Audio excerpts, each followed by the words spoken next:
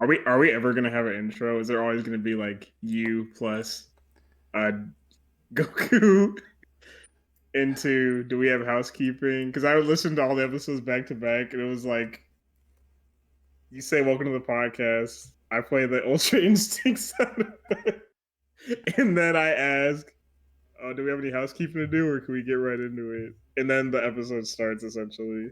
I just don't know, like when you say an opening, like what? Like, do we have like a tagline? Are you saying? I don't Or know. I guess not every podcast I listen I mean, to I has I one. agree. I want one. I just don't know what we would do. Um, We'll let it come naturally. We'll let it come naturally. yeah. With that, that's the start of our show. Thanks for coming, guys, to Black City Pod.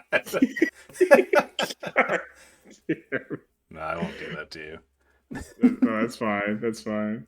Run it. All right, hell yeah. I guess we're in it. So, Black City Podcast, your host, Stephen David, back at it again for episode 5.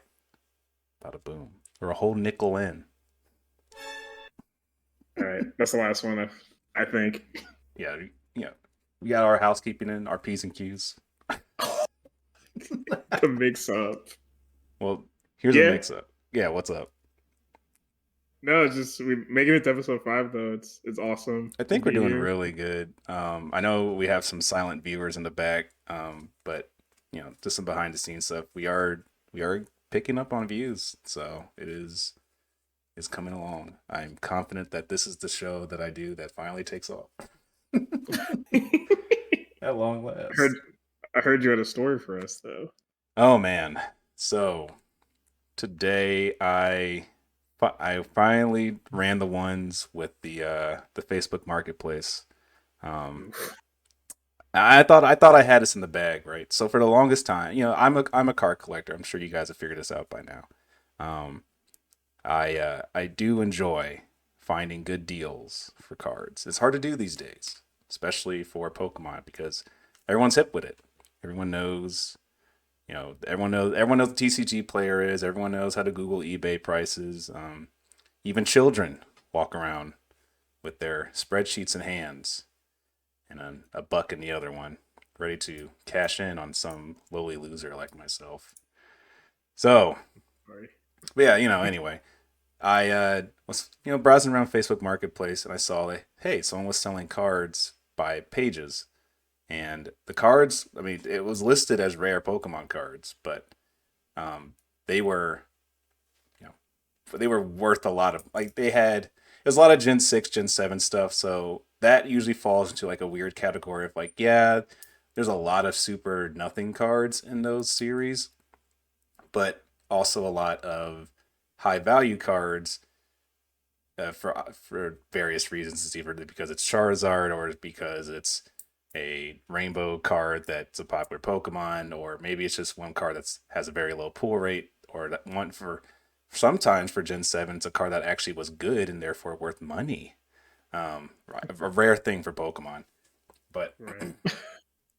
so I was looking through, and they had Mewtwo EX, they had Mega Venusaur EX, they had Sylveon GX Rainbow, excuse me, Ultra Necrozma, all that stuff. And I was like, oh wow, this is crazy. Like, how much are they charging for? Probably like $100 a page, or name your own price would just be TCG prices.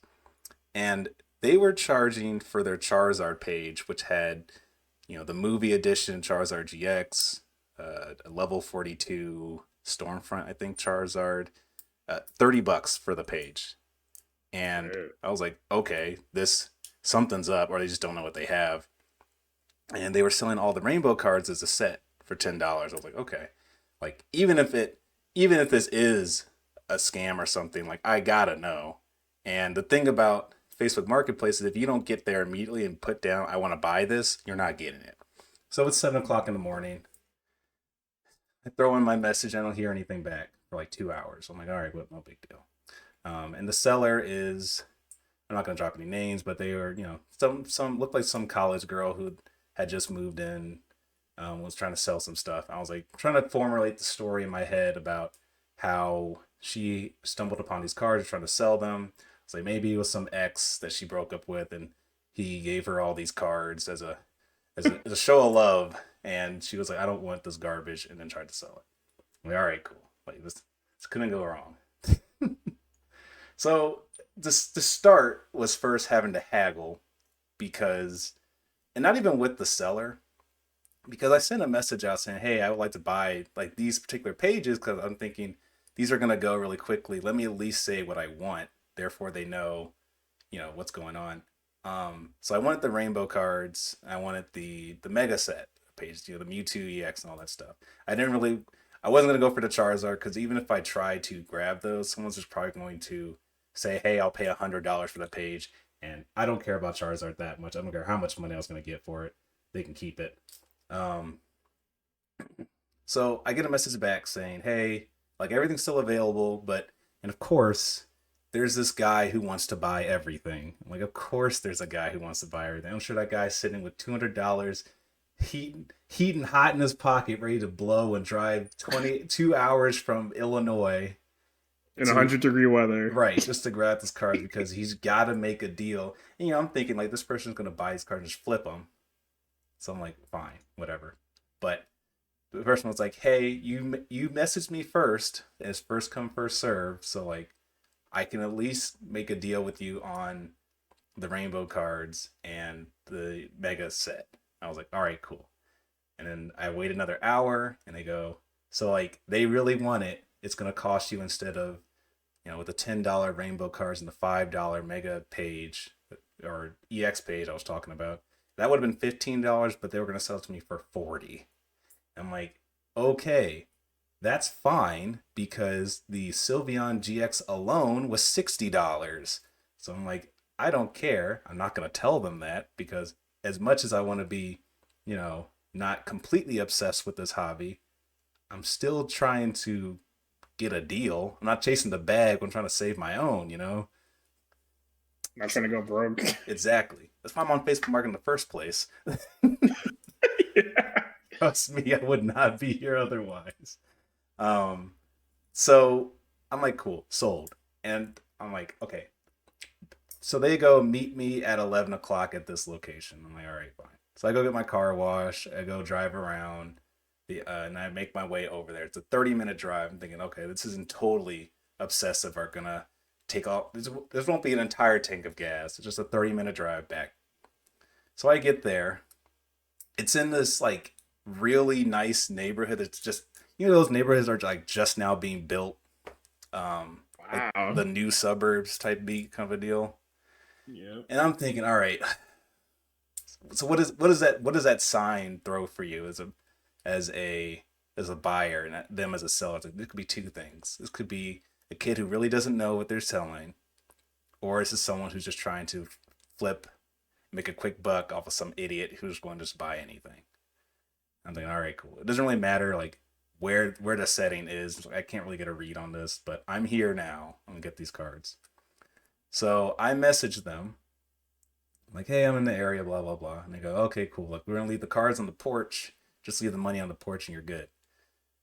So if you remember, I said that the... Wait, yeah. Sketch. But it's fine. Like, there's nothing. It's a nice little neighborhood. There's people waving at me as I'm driving down. Like, oh, hey, like, yep, I definitely live here. I got a fairly okay car. So like, oh yeah, he's just visiting. He's a wealthy young man. I'm like, all right. Watch the car. Yeah. So much power.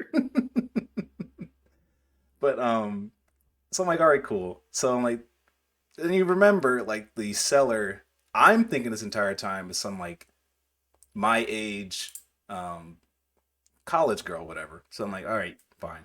I'm gonna not see the seller. It's cool. I drive up there, and the first thing I see is a middle-aged man washing his car. I'm like, all right, that's not the seller. I wave to him. He waves to me and moves on with his day. And then I'm like, all right, I'm going to walk up and just go around to the porch and hopefully find the cards. And then a second player appears. It's this 10-year-old boy who's like, the cards are on the porch. I was like, okay, I don't know who you are. I'm assuming that you are the seller because now I noticed that he has a fistful of cash in his hands. I'm like, he has made plenty of sales today. Jeez. Not a fistful. Dude, he had like He had at least $100 in his hands. I'm like, what? What the heck? There ain't no way. People are already here. He told me to come at 11, and I'm thinking I'm the first one to show up, but apparently not. I'm like, okay, whatever. So, This is giving scam, by the way. Like, as you give more details, right, like someone's in the basement praying, or like, I don't know. There's just something sketchy about this. Something sketchy. it's. I mean, it's weird. I mean, I've done Facebook Marketplace before. I've done the just leave it in the mailbox and then put the money in the mailbox. I've done that system before. I haven't had issues with that. The car was legit. We moved on. So I'm thinking this is not a big deal. This adult has no idea why I'm here, probably because the kid didn't say anything.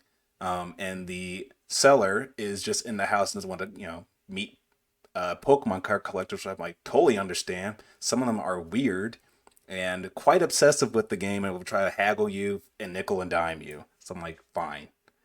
I'm gonna get the cards and just be done. I don't want to interact with any of these people in the first place. So I'm like, I grab the cards, I give the kid the cash. I'm like, it's fine.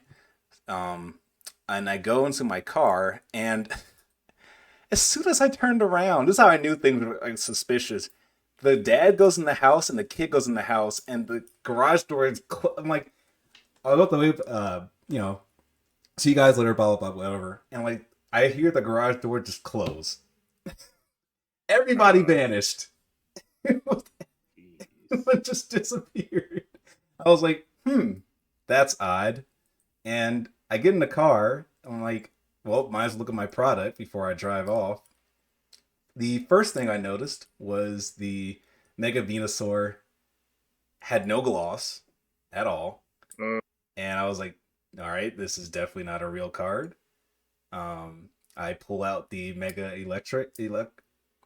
what's his name? Electrike? Yeah, Mega Electrike. Mm-hmm. That card's fake as shit. And the Mega Ampharos, fake.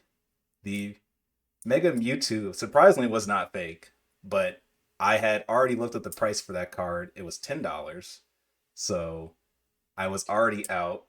If I had gotten... So at this point, let me just say, if I bought the sheet for $5, I would have kept it. Because at least that card, that Mewtwo card, is worth $10 by itself. That's fine. Right. But I paid $40. And I was like, okay. So all these cards are fake. Surely the rainbow cards are not fake. They have to be real. I checked all of them. I was like, if the Sylveon one is real, I'm driving off. Yeah. I don't care. As long as you go plus. Yeah.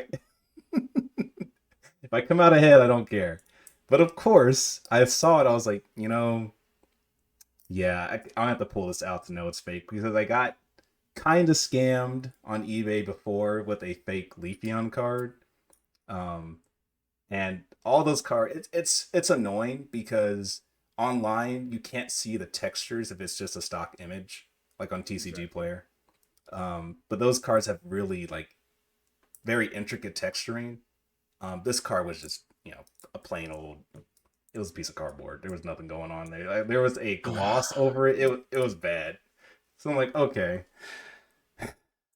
Are any of these real? Are any of these rainbows real? Like, we can at least kind of salvage. Nope.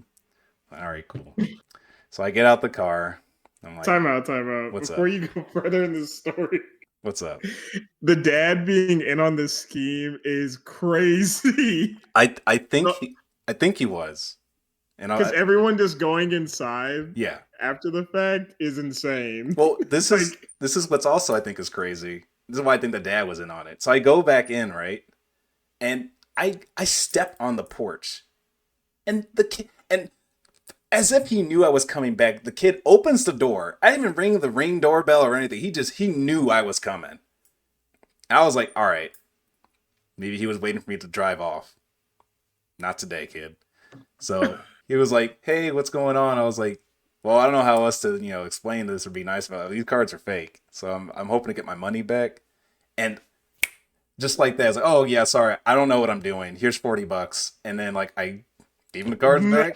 I'm like, we're not having this argument right now. I just want my money back. So I go back to the car. I look at the $20 bill. I'm like, is this 20 even real? Because it's got marked on it and everything. And and I don't know how to test if it's real or not. So I was like, all right, now I got to man. spend this money today somehow and get rid of this $20 bill as fast as possible. And that's why I think the dad was on, because the $20 bill he gave me was stamped with something else and was crinkled and like crumpled to shit. I was like, this is not the $20 bill I gave you. But, you know, Oh my that god. handful of cash he was holding on to the whole time. So that was that. I haven't said anything yet back to the seller. Um, I'd report the hell out of them. that Fire and so brimstone. that's what I Oh was my. going to ask. Do I report this kid, and how best to go about it? Because this is, I feel like, something that happens a lot. But when you put your kid in front of it, you don't know, right? Because maybe the kid doesn't know, right? But I'm thinking in this day and age, a kid would have some kind of knowledge about how these cards are fake or not. Dude, I go to card shops and there are kids who know card values way better than me now. Like, it's the age of information. They definitely put that kid in front of you to like let you let your guard down. Yeah, I think so too. I think with that and uh, the girl profile picture that never saw her that entire time. Um, I think that's just like kind of a red flag. Um, I mean, I wouldn't say it's a red flag, a yellow flag at best. But just how they kind of went about it, and I mean, they definitely made sales. I know that for a fact. They definitely made some money, unless he was just holding the money to show that yes, there are people coming through, which again could be completely put on just to play up. Like, Part yeah, of the ruse. yeah, all part of the ruse. So, you know, uh, shout out to all those other people who actually paid and walked away with those fake cards. Uh, I guess get got, and I don't feel really any sympathy for you because I could have gotten all of that for $40, but you all wanted to rack up the prices, so I don't feel too bad for you either. But The market's this way because of you. exactly. So, you know, that I think at this point it sounds like, yeah, I need to set up a report. Um, but you know, that's fine. It's fine. So, where was I? So I get the money back, right? I'm like, I gotta The spend this 20. money. So I'm like, okay, where's the nearest card shop or where's a gas station? So I'm like, yeah. Two options in life. Well, because you know how at Walmart now you can't even find a kiosk that'll take cash. Even Yeah, the cashiers won't take cash at the time because it doesn't work. right. Um, so I was like, okay, let me go to Walmart first. 'Cause I gotta get some Brita filters and stuff. And of course, no cash payment options. So I'm like, fuck, I gotta do something else. Um, so I go to where did I go? I went to Target. And Target, I was like, I'm gonna check see that maybe they have some cards. Of course, they had MetaZoo. They had plenty of MetaZoo cards, MetaZoo cards at the wazoo, and then they had a bunch of battle decks, which I'm like, I'm not buying this. I have no need for any of this crap. Actual Um, trash. yeah, exactly. So I'm like, all right, Target's not it. You go to GameStop. I go to GameStop, and I forgot that you had that $5 off thing. So, of course, I buy some packs of Lost Origins and waste my money on that. And I got You one pulled pack. Giratina. Man, you know what I pulled? You know what I pulled? I pulled two Stone Journers from the separate packs. No. I was like, man, I love you, Stone Journer Truth, but like, I don't need you right now. This isn't the cope I need. Right, you came to me for free, and at my time I least need it. So I was like, all right, no pools. I did get a pack of Paldea Evolve, which I haven't opened up yet. Um, I guess I can open that now, but I'll wait until I'm done. Because Sadness ensues. just hey, there might be a happy ending to this. Actually, there is a happy ending. That's right. So I was like, okay, maybe there's a card shop I can go to and like just find some cool stuff, and I'll make this whole trip all better and worth it because so far I found nothing out here. Um, And there is one, but it isn't open until 1. So I'm like, all right, I gotta, and it's like 11:30. So I'm like, I gotta kill time now. Hmm. And man, I sure did went to a bunch of Walmarts and Targets. It's a great time. The poor man's card shop. Yep. Yep. Because they had nothing else. There wasn't a mall. There wasn't like a random Slackers that you just find randomly. By the way, there's one in St. Charles I'd never go to. They have a bunch of cards. Um, but Sounds like our first vlog. yeah, it might be. Yeah, probably actually, because there's nobody in there ever. Um, so, oh, that's right. I also went to Walgreens. That's cope. Yeah, I was down That's pretty so bad. cope. I was down so bad. I was like, I need something. I got $40 in my pocket. I gotta spend it somewhere, please. The repackaged Walgreens Pokemon card pack. But here's the crazy thing about Walgreens. The one I went to, they had cards. You had to ask for assistance. I was like, where are the cards at? And they go, yeah, you got to go to the back. And I'm like, no, I'm done. I'm not doing this. So, This adventure is just not even. It's just pain. yeah, but I'm killing time, so it's fine. So the 1 o'clock rolls around. I roll up to this shop called Manticore Card Shop. Shout out to them, by the way. Super cool shop that they're running. Really laid back, and they're not trying to game you with money. They're just trying to they really just want to shut up to play the game. They're focused on playing the game, not so much selling you cards and stuff. So Manticore Game Shop, great place, recommend it. If you're around Missouri, check them out. And I was like, okay, cool. Like, what do you guys have? But I realized I was so busy in there because they're doing their pre-release that day. So I had to get it. Yeah, for City in Flames. And I was like, I gotta get in and get out because it's gonna get packed fast. But they had their $2 and below binder, and they had some Japanese cards in there. So I pulled out this McDonald's promo Whooper card, which it was like it was like brand new. It was like, it has not been touched, and I didn't know this card existed, but I guess in 2002 they had McDonald's promos and they had this Whooper. He's super cute, but that's why I got it. But it's also apparently not a cheap card to come by.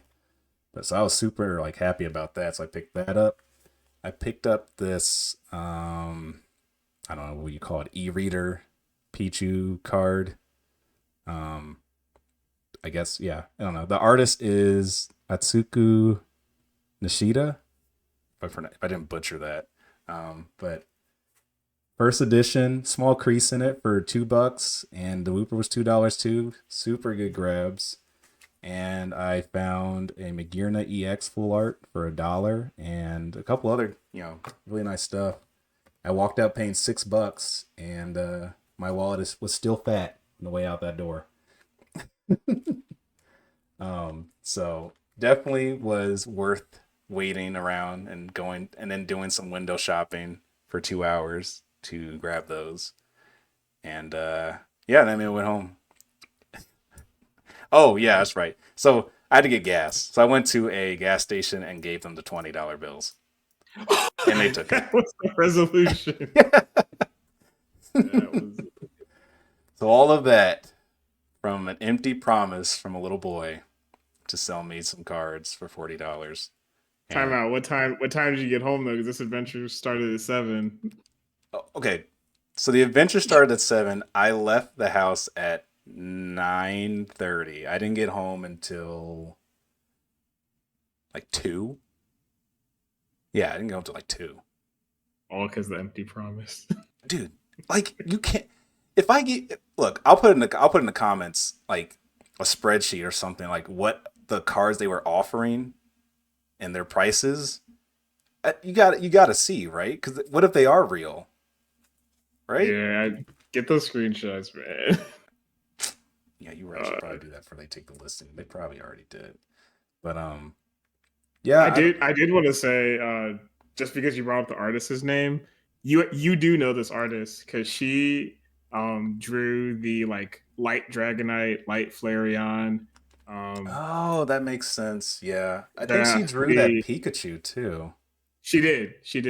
And you know that really expensive Flareon EX with the ribbons on the side?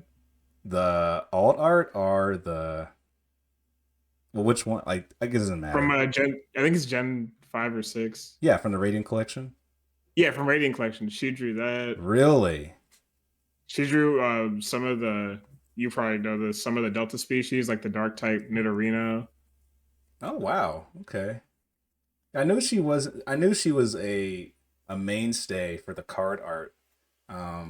But like, yeah, you know me. I don't like pay attention to artists until like just recently. But like, she does good art. And the fact I remember all of those cards, what they look like she sticks out. So, I mean, it's just a cute picture. That's Yeah, my you boy. if yeah, we'll have some of her art put on the video version of the podcast, but you know this artist for sure. Absolutely. But yeah, that was the events for the day. Had to get it all out there because Man, it's I'm so bad. sorry because I at that entire time you're doing that, I was just doing chores and chilling. Yeah, and the AC air conditioner. Oh, by the way, it was 100 degrees out the entire day while I'm doing Yeah, I was this. gonna say, surprised you didn't say that. It got up at 7 a.m. and woke up to it being 101 degrees. And I decided to go out and get some cardboard. Hey, you know what? It wasn't okay. I could have been worse. I could have also gone to the pre-release event that was going on at the shop I went to. I was tempted to stop there because I had $40 in my pocket and it was $30 to get in. So I could have done that. The ultimate load off of fake cash. Potentially fake, I guess. But I said no. I'm going to spend my real dollar bills here and give the gas station attendant my fake money. They Oh took it. man. I'm sorry you went through all that. Hey, I came out with some nice Japanese cards to add to my meager Japanese collection and a couple other cards that will sit in my gray box of goodies, I'll say. This hobby is just getting harder and harder to be a part of, and your story is not uncommon, I bet. Oh no, it is the regular, I feel, because to really be in this hobby, like people have always said like set a budget, right? And you set a budget for like, oh, I'll pay $50 a month for cards and stuff.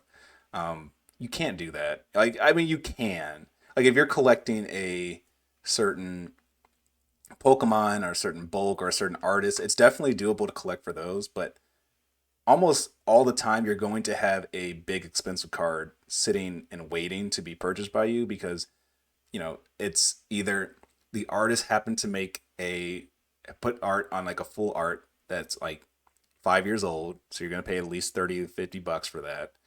If you're collecting everything of one Pokemon, if it's anything pre-Gen 4 even, they're gonna have an expensive card almost guaranteed. Um, and like it just for collectors, it's very hard. Um, Even going back to Gen 7, some cards are like really pricey. And even if you're collecting modern, like right now, I'm trying to collect all the Terra cards. And that would be fine because those cards go for like max $15. Except for Charizard. Because we all know the new Charizard for the City of Flames is not going to be cheap. And it is a Terra Pokemon. So, yes, it is part of that archetype, I'll say. Um, it's bad, like it's almost as if just like people are just I guess waiting just to stumble upon something. Like I'm trying to collect every Leafeon card. I've done it, but I still have to fork over like $200 for two specific cards because they're just never gonna drop in value anytime soon. But Yeah. that's just the way it is right now, I think. Yep. Yep. COVID boom changed everything. Yep. Even 10-year-olds, instead of becoming Pokemon trainers, are just Team Rocket grunts. Team Rocket investors. Yeah. Well, thanks for sharing your bizarre adventure with us. Hey, you got to keep it personal over here. I just can't believe the day you had compared to mine, but Hey, Man. I got the text to get the Brita filters. I was like, I'm busy. I'm haggling with this 10-year-old real quick. Jeez. He's got some money for me or something. Uh, so that's my TCG adventure. But what about everyone else's TCG adventure? Where, if you want to start and you're like, I don't want to be a collector, what else is there for us? That's pretty good. So I guess that's really what I want to talk about today. I know last episode we kind of alluded to it, but I really wanted to focus on like what is the new player experience people who want to like play a game, and not just Pokemon, but Pokemon will be a really good example I think for this discussion. Mm-hmm. But I do kind of want to start with us kind of defining what is the function of new player products. Like what are the good things and the bad things that a new product, a starter deck, a two-player kit should do and could do for someone who wants to get into a game for the first time. Yeah. Yeah, so I'll go first, and you can kind of like chime in as you see fit. But I really think that the function of a new player product should be to get someone familiar with the core concepts of the game, things that will not or do not change. So, like for instance, for Yu-Gi-Oh, I think a core product should teach you how to normal summon and like the main phases of your turn. Like for Pokemon or like Magic the Gathering, it should explain the energy system. For Pokemon specifically, how does evolution work? For Digimon, I think it's important that a starter deck or a new player product show you how to properly digivolve or how to utilize the memory system, which is the shared resource system between both players. Yes, things of that nature. So they should get you familiar with the core concepts, and also should show you game mechanics that kind of I won't say heighten your understanding of the game, but it should show you game mechanics that show you the potential for depth of a game to get someone hooked or invested into it. Yeah, I think those core concepts for sure. And also at least opening the door and showing you like what you might be up against. Um, and in the in a relevant sense, right? Like you don't want to see, for example, you like if you have a starter Pokemon deck, like you want to show like V cards as those are like currently used, we'll say, or EX cards, I'll say for Gen 9 sake. Like you want to at Right. least show that this is the mechanic you will be facing against. It's not just all basic Pokemon. And explaining what those rules are, to an extent, right?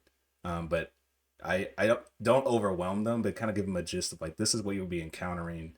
Um, and I guess I don't know, like I guess also on top of core concepts like, um, I mean, win conditions for sure, right? Exactly. Right. Like what is the point of the game? What is the end goal I am trying to reach every turn? Yeah. What am I working up to? Mm-hmm. So, I think what we're gonna go over is kind of all of the examples you've mentioned, and kind of show where the each game kind of falters or where they succeed. And I don't know if you want to start with probably the hardest ones or start from like what we think is doing a good job. So I want to start with what's doing a good job. And I think that'll just be easier because it'll segue from your Pokemon excursion. So going back to what people have probably seen a million times at like retail stores and stuff because they keep reprinting and showing this product. But I think a good starter product is the Pokemon Battle Academy kit that comes with the Pikachu, Cinderace, and Eevee decks. It came out around the start of the Gen 8 block. So it includes Pokemon V and Pokemon GX in it. It also comes with a rule book, a two-player playmat, damage counters, a coin.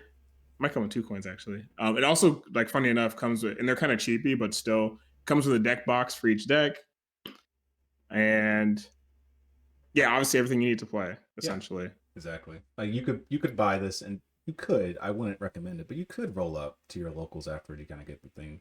I mean, to an extent, we'll kind of go into detail about it, but you have all Right, the and equipment. yeah, exactly. It's like hypothetically, if you wanted to, and I actually have this is another episode. I did show up to Yu-Gi-Oh! Local with some like starter kit thing one time, but that's a whole nother story. Um, so with the Pokemon one, I think it's a really good product because one, because the types of the decks listed, so there's normal type for Eevee, electric or lightning for Pikachu, and then fire for Cinderace.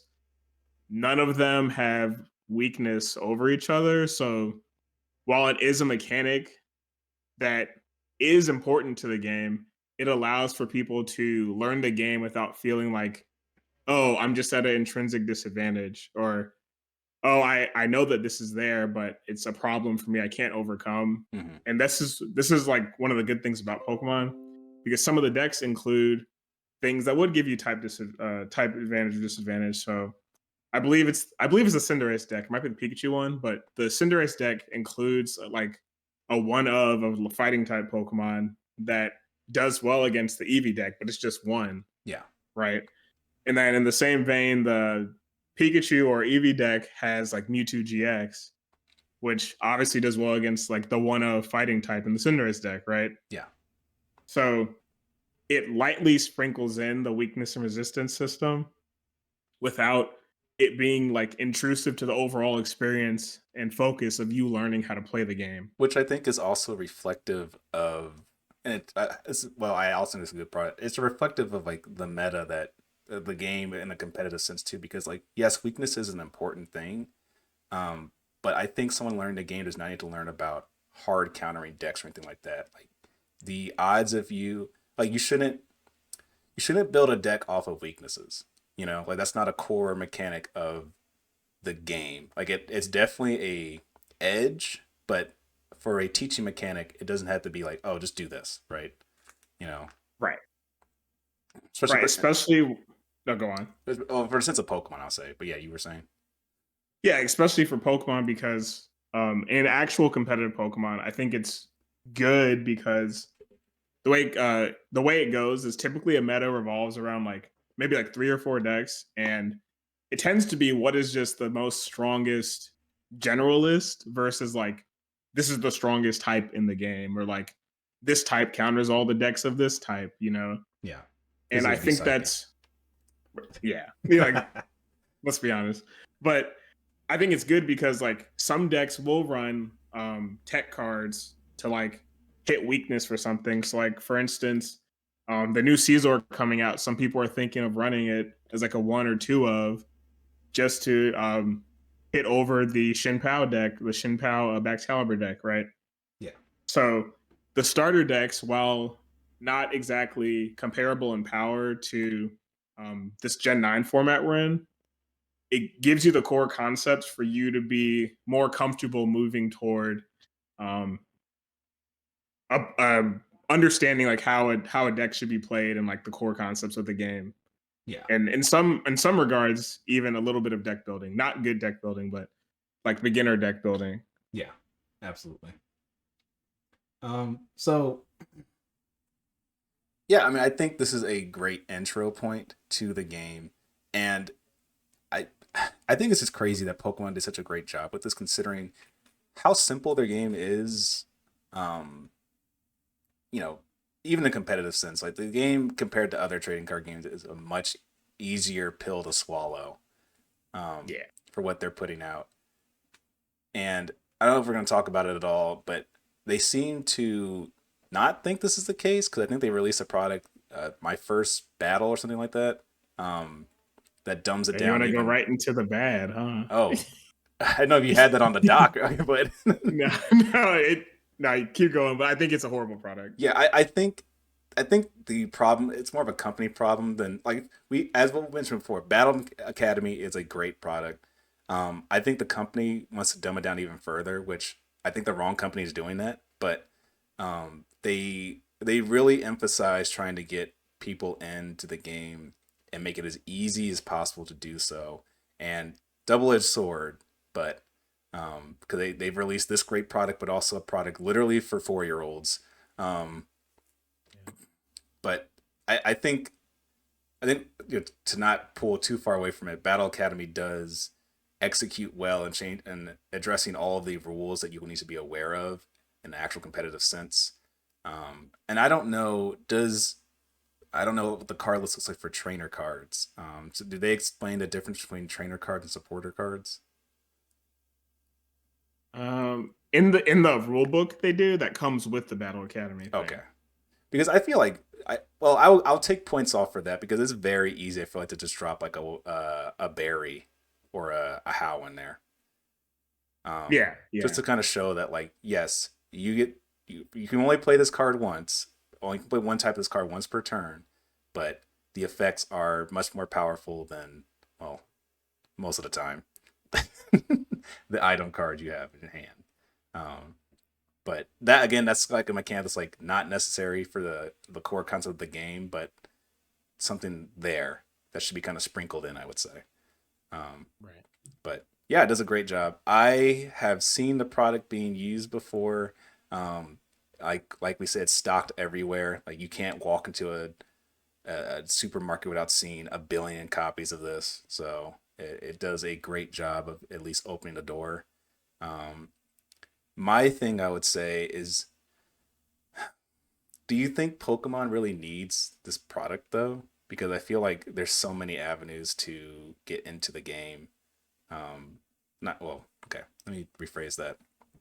Do they think they need that product when there's already enough people who can kind of walk up and teach you the game, or do you think that like starting at home, um, learning the game is a long enough time period that you would need a product like this,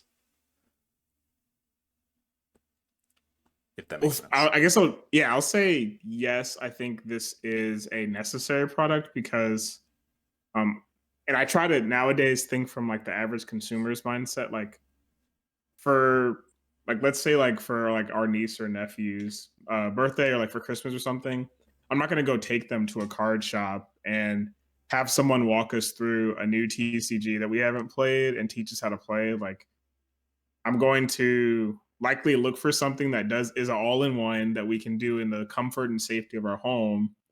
And like if we have any questions, we have like the rule book to consult and we can kind of like learn at our own pace. Yeah. Cause like I know for me, I learned a lot of games. Um, I learned a lot of games from just sitting down with Joseph and figuring stuff out. Like we did not know how to play Yu-Gi-Oh! We had to like learn it like on the fly, but we had a couple rule books, some like garbage mats that were made out of like sandpaper or something, and we would just play on a table and like if something didn't make sense, we just made up a rule to go with it. And there's like some fun in that. But if we ever wanted to play more seriously, and we eventually did want to, we had access to all the resources necessary. We didn't have to go out and buy like a coin or a life point counter Mm-hmm. because like all that stuff we already had. It's like I think a product like this is really important, especially for children or even like older people. Like imagine trying to teach mom how to play and we had to like go construct a deck out of like bulk and singles at a card shop versus just getting this, right? Yeah, yeah, yeah. It makes sense. Well, that's the good. Unless you had anything else to say about this wonderful product that's in stores. No, no, it's a solid product. Came out March last year, 2022. Um, yeah. So sorry, it's storming outside, and Yeah, I I like. noticed the sky went gray. I was like, yeah, that storm you were talking about earlier, it's here now. Yeah, But good thing I've been here and that scammer's out there. all their fake money's gonna melt in their hand. But anyway, so just going on with like the good still, I'm gonna talk about an even better product, which are the Digimon starter decks. Oh yeah. Okay. So I think it's been maybe a year. It's been a little over a year since Steven, my twin brother, and I learned how to play the Digimon TCG. Yes. And it all started when we went to our local card shop, collector store, shout out to them. And some guy who was just working a summer job was asking if we'd ever played the Digimon TCG. We're like, nah, like we kind of grew up with Digimon, but it was like, okay, this is just great value It Pokemon. Like was I'm not always in watching this. passing, and we definitely didn't go anywhere beyond the show, for sure. Right. The product, Exactly. every other product was like, yeah, like you said, like this is Five Below Digimon. I don't care. Or, this is Five Below Pokemon. I don't care. Five Below. But yeah, like, we were just never like super interested. And he was like, "Oh, you all should give it a try. You know, the starter decks are like $15 or something." And at the time, my twin brother Joseph, he already had a starter deck because he was interested, but also because one was based around his favorite line of Digimon, the Vmon line. So Steven and I were like, I mean, yeah, sure, why not? Like, we'll just give it a try. Like, it's just $15, not a major investment. And at the time, we just started collecting Pokemon cards, so like $15 definitely was nothing compared to what we were dishing out every time a new Pokemon set came out. Oh yeah. So, um, I got the Parallel World Tactician starter deck for those of you out there who already play Digimon, and uh, Steven got the dang, I don't remember what it's called, but it's the The Paladramon. ancient, I don't know, ancient Vice Dragon or something. Let me look it up so I don't feel stupid. I just saw it earlier. Which it doesn't make sense for what's in that deck, but let's see, Digimon Ancient.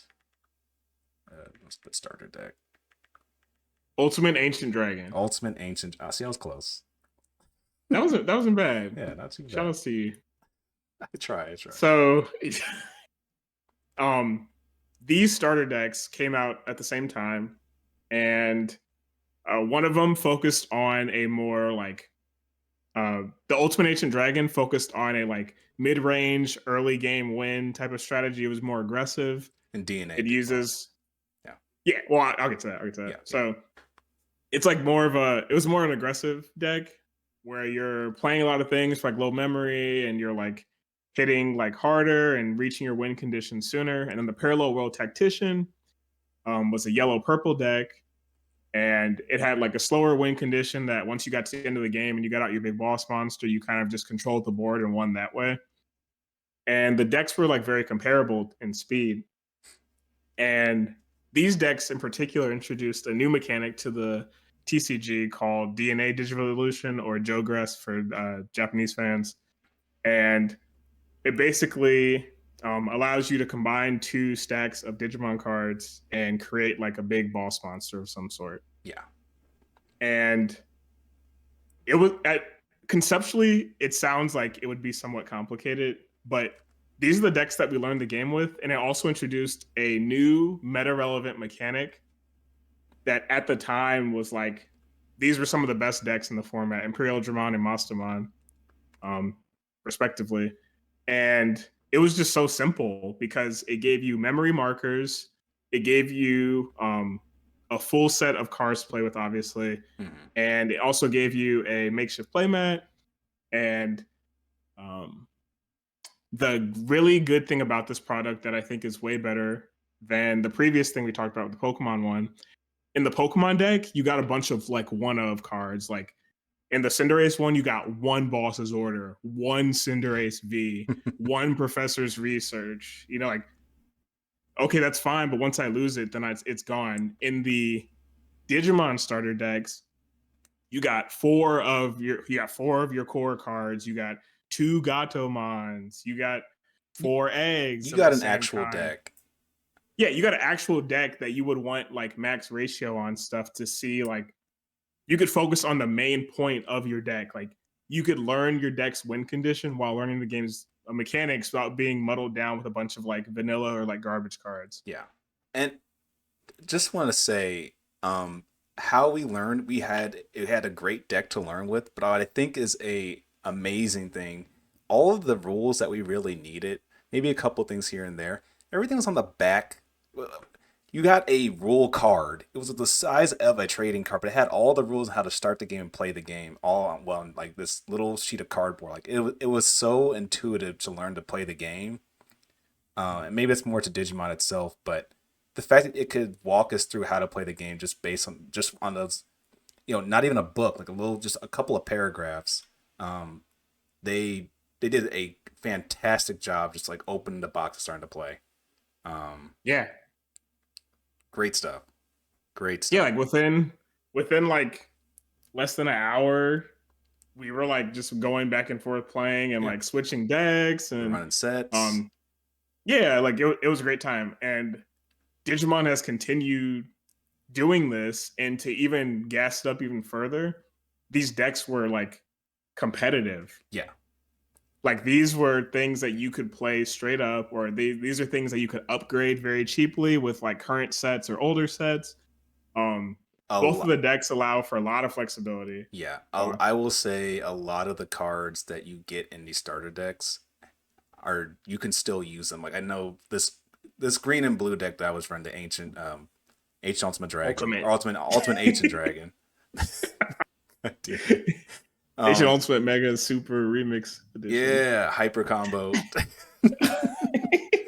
um, the green memory boost cards, the potential unlocked card, like those cards are still used today.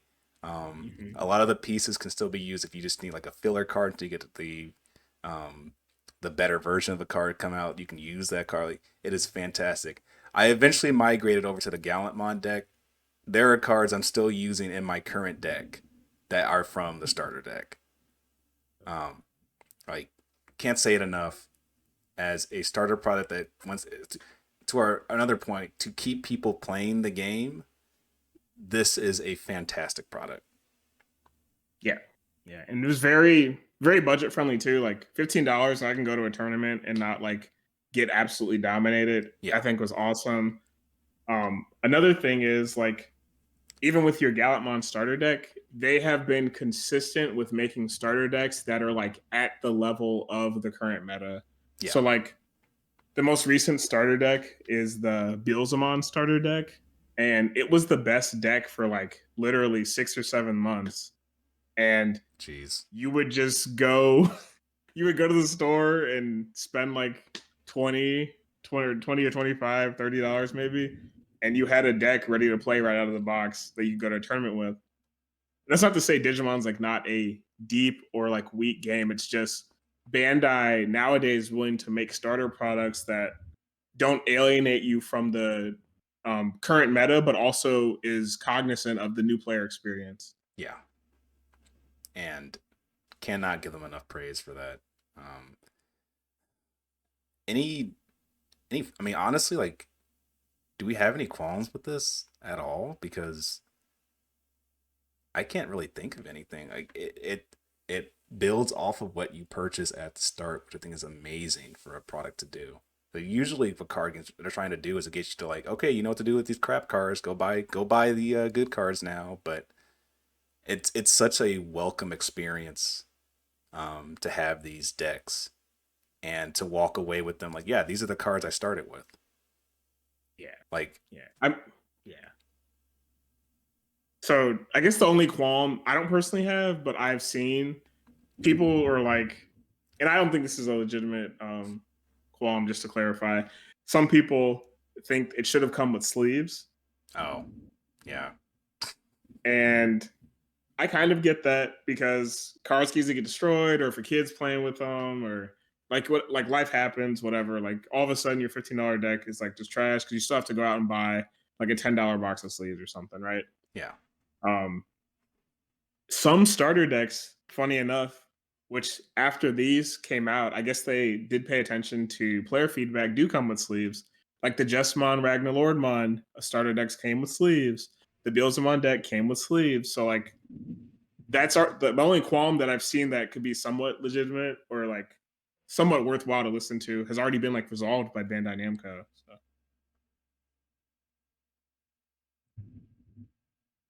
oh, well, yeah. Um, I have a qualm though. What if I want to learn? Wait a minute. Did you say something? no, Okay. no, sorry, the storm is totally messing with us. The lightning's popping in. Just trying to get a word in. I think it's telling me that's actually a good point. What if I want an online simulator? Oh man. That's my Well, qualm. okay, so I will say we're kind of jumping around, but I will say Digimon does not have an online simulator, and that is its biggest weakness. But at the same time, it does have a tutorial app that you can download and play with 3 different decks to learn the game and its core mechanics. Hmm. So even before, if you don't want to invest even those $15, you can download this app for free and learn all the mechanics of the game through a digital simulator that unfortunately you can only play against like CPUs. So Yeah, but I mean, you can't beat that. Like, say what you will about not having that kind of online presence. At least the physical card game, which I guess our main focus for this is, um, phenomenal. Like, I didn't think I was going to pick up a trading card game. I thought I was going to like I know Pokemon, so I'm going to play Pokemon. It's easy, but it took me no time at all to understand Digimon's mechanics, how to fight against other decks, how to fight against the current meta. Um, I'm having no problem at all playing the game, and it's because of that. What a great start! What a great starter deck I had. That I'm still using.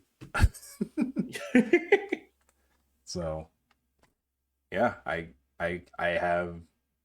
I would say so far. I think if I know where the rest of these series are going, this is the best starter product. I can say that absolutely. wholeheartedly. Yeah. So I'm gonna go into kind of the um well, not bad. I think there are good things about Magic the Gathering starter product, but I'm gonna go into kind of the a little bit of an odd area. So Magic the Gathering, just so you know, um, they have these things called starter arena kits. Okay, and I will say, let me And preface this: I have no idea what's going on with Magic. This is not my forte at all. So so the please. starter arena kits they come with two decks and they come with a rulebook. They come with not memory markers, life markers, which are just these dices that count down from 20 to 1. Mm-hmm. And so it's just basically like it's basically like a D20 to track your life. And basically everything that you would need to start playing, similar to these other products we talked about. Something that Magic the Gathering does good that other products don't do as well, and I'd say this is their strength. They put a lot of emphasis on you playing both physically and digitally. Hmm. And Magic the Gathering gives you two download codes that give you both decks. So if Oh you and I were to wow, buy a Magic the Gathering Starter Arena kit, we both can have both of those decks on our online accounts, not just one of the decks. that's crazy. Um, yeah, I didn't even think about that. That they That's really cool because I got a dock punch from Pokemon because they definitely don't do that. Yep. If you do it for Pokemon, one of you gets all of the decks, and your other friend is just out of luck. Go buy another Starter Arena deck for your second boss's order with your Cinderace. Oh man, that's really cool. I can definitely give points to Magic for that. Because it's an accessibility thing. Like even if you can't play in person that day, let's say there's a potential tornado coming through, and you happen to have internet though, you can at least both play online. Yeah, but so like this is obviously like it's so awesome because let's say that let's say you have a friend who lives across country and it's like, hey man, you want to try learning this new card game? And then one of your friends like, oh, I don't know, I really don't want to like invest into it. It's fine because you buy the starter kit, which sells for between $12 and $20. Okay. And I'll get into that in a second. And you can send the code like to your friend, and then you both have both the decks on your online accounts and can play. So here's where things get kind of messy is and people, unless you're in the collector space, you kind of don't have an idea about this, but Magic the Gathering does not have MSRP for their products. Really? And yes. It's interesting. Okay. So the issue is when I got into Magic, it's why I used to not be a big go to card shop type of person. I used because when I started playing Magic the Gathering, it was when the Eldritch Moon side set came out, and that was like 2016.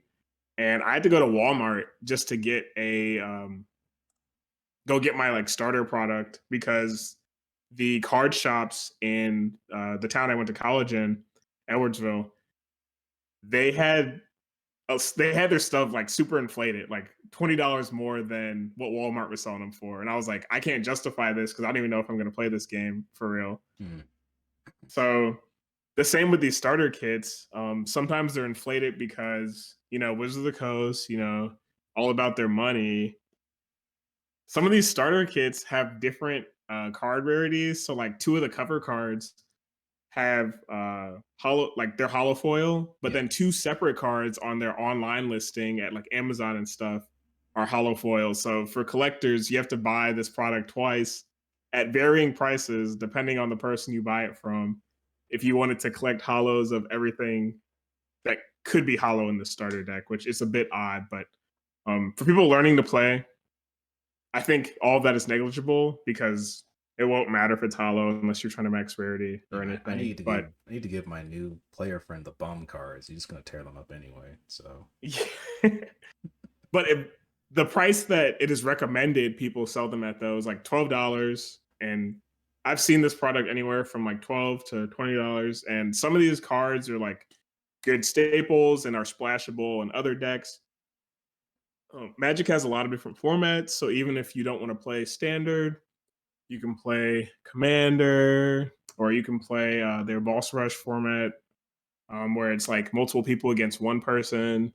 Um, there are lots of things you can do. So, like, the good thing about Magic is there are a bunch of different formats, and this is a really cheap starter product that does well with allowing you the comfort of playing strictly online or both online and in person. So are you saying the starter deck? Not saying it could do it well for every format. That's asking. That's a big ask. But you could take the starter deck and you could play Commander. You could play Boss. You could play or just a standard format. Technically, with these. Nah. So I guess yeah, if we want to go into like the issues with it, so these products tend to not be competitive at all. Oh, Um, what they teach the game very well because they use more of the simple cards or cards with like a sentence or two of effect text. okay. But in terms of playing actual like standard Magic the Gathering, um, these haven't been the best. I will say Wizards of the Coast has gotten better since like the 2021 Okay. starter decks. I think is when they kind of started making them a little like stronger. But the issue is they don't give you enough cards to play Commander because Uh, that's like a 100 card deck and it's a singleton format, and they don't give you 100 unique individual cards. And that's a different product entirely, which I think their Commander products are really weak, but that's a whole other story. okay. Um, but with these starter kits, they teach you the game very well. The decks are somewhat balanced in terms of like versus each other because there's no like weakness or anything. It's just decks with different win conditions, and they help show you each color that's in the deck. They're like primary mechanics. So like green is like mana ramp. So most of the starter deck green decks just focus on early game advantage, and then like black is like slow and has lots of removal cards, and a lot of the deck synergizes with like removing board pieces on both sides of the field to get control of the board. So they teach you like the game mechanics, the core of the game, how the energy system slash mana system works. But these decks are not competitive, and the only good thing I can really think of that these like somewhat weak decks can do is some of their cards are splashable in other formats. I see. So kind of teaches the game well like Digimon, but not you're not gonna roll up to your locals and be like, all right, I'll just roll with these cards, maybe add a couple extra. Like, no, you need to still formulate your own deck past that. Absolutely, Yeah. yeah. They don't have the upgrade ability as like a Digimon starter deck. Like if you show up to a shop with one of these decks, you're gonna get laughed at and then lose to a control player like 2 rounds in a row. Which, I think that's okay. Like, as far as like, if we're on a grading scale, like that is at least at C grade performance for a starter product, because Yeah, you gotta be at least, you gotta give the company at least a little bit of a bone. Like, they want you to spend some more money. So that's like, that's okay in that sense, I would say. You gotta be reasonable yeah, here. yeah. It's still good for like casual play because I remember I used to go to MTG draft nights when a new set would come out. We just like draft the new set, and some people would be playing these afterwards. Just two starter decks because I think at their core, if someone gets tired of a format or tired of a game, like at the core, they still love the game and they're willing to play like a simplified, dumbed down version of it. But like always playing like at the highest level isn't for everyone. Yeah. And these products can do that. And also for people who play online, this like allows them to build up an online collection and have all of these cards available because you essentially get because each deck is 60 cards, you essentially get 120 cards on your online account for like $15, right? Yeah. So, That's and they're all cool. like modern, relevant that you could use in a standard format or like play with a friend online. Yeah, I mean, I think it does its job. That's it is it it is, I think a little bit more. I think with the addition of being able to play online as well, I think it's a really nice feature for them to allow for. So yeah, I mean, I don't play Magic, but if now that I know that like if I wanted to get started, I don't have to be like fearful of just like, oh, just like build your own deck and then roll up, get your ass beat a couple of times, and then we'll teach you the game from there. Like they actually do serve a good starter product. Um, yeah, Yeah, it's above serviceable. I think it's above average starter product. awesome. Well, hey, So, we're 3 for 3 so far. Surely the next one will be. all right. So now we talked about all the good and in some ways middling. Let us talk about the worst The garbage. starter product. And this has been historical, honestly. And everyone, you could tell because we already talked about the rest of the big three. Yeah. Yu-Gi-Oh has always had the worst starter products. So, and I don't even have this on the doc, but like starter decks have always been like non-competitive garbage or just like here's a blue eye starter deck so we sell more units because people are gonna buy it anyway because this is the only way to get a hollow Azure dragon. Like they've always been trash. Or what they'll do is like they'll put one good card in the deck that's reprinted at common so people can get it cheaper, but then you have to buy 3 of that deck so they still profit $45-$50. Just normal Konami business practices. So well. something of interest that happened this year, earlier in the spring, like late spring, early summer, there was a Konami shareholders meeting, specifically talking about Yu-Gi-Oh! And one of the shareholders, and this is based on a translation, so excuse my this could be like slightly inaccurate, but the gist of it was one of the shareholders expressed that the online version of Yu-Gi-Oh! Master Duel was not beginner friendly, and a lot of Yu-Gi-Oh! Products don't seem beginner friendly. And they asked Konami, what are they doing to remedy the lack of new players coming into this franchise? And Go Konami's on. never been good. Konami's never been good at this. So they announced that they're making a 2-player starter set.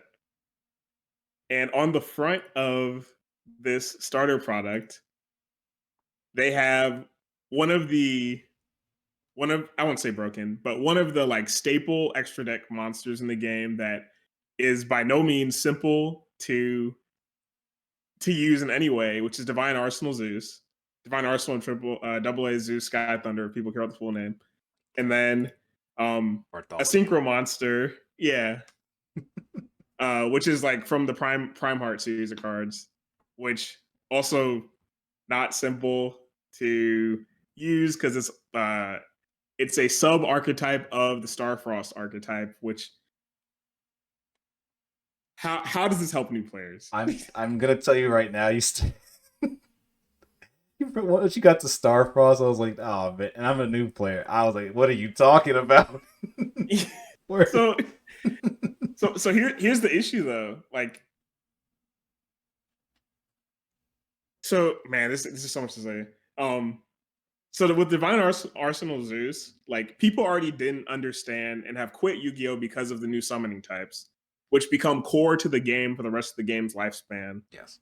So right now we have normal summon, and then normal summon and tribute summon are essentially like they count as the same thing. So like I have to sacrifice a monster to summon a monster that's level 5 or 6, and for anything 7 and above, it's 2 tributes. So I have to tribute 2 monsters to that. That's Makes simple. That's the most sense. basic form of summoning. Get that. So then you have ritual summoning. And with ritual summoning, it's like however many stars are on this blue card, which is its levels, you have cards whose levels equal or exceed this monster's level, and you use them for ritual material. Yep. And that's how you summon that card. That's a form of special summoning. And then you have fusion. Okay, I play this fusion card, and nowadays they don't even have like people just contact fuse or whatever, and that's a whole other thing. Right. Which is and part of the issue, by the way. So I have to send these two to the graveyard, and I get to summon this monster. Makes okay, sense to cool. me. So now we're at synchro summoning. Synchro summon. You need to not only reach the correct level of stars with your two monsters, but one of them has to have the sub attribute of tuner, and the other one cannot be a tuner unless the card specifically says in its summoning material. Send those to the grave, and then you send those. And then you send those to the grave and you summon that monster. Okay. Yeah. Kind of. All right. Yeah. We're not done. We're on that's Yu-Gi-Oh! 5Ds. Now we get to Yu-Gi-Oh! Zexal, where they introduce Xyz summoning, which most casual people say XYZ. That's which what is I fine. thought it was called. Am I wrong? Nope. No, it's Xyz. Oh, you gotta watch the anime for that lore. Xyz summoning, in my opinion, is a little more simple than synchro summoning. You just need two monsters of the same level. You put them on top of each other, and then you put the black card on top of it, and that's an Xyz summon. So here's the first issue. Because first off, that's not even all the summoning. I was about to say, like, you didn't even talk about link summons or pendulum, but we'll get to that. So with Xyz summoning, that's really simple.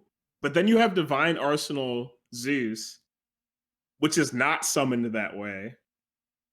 Divine Arsenal Zeus is after an Xyz monster attacks or battled this turn, you put Divine Arsenal Zeus on top of a monster that has already attacked this turn to summon it.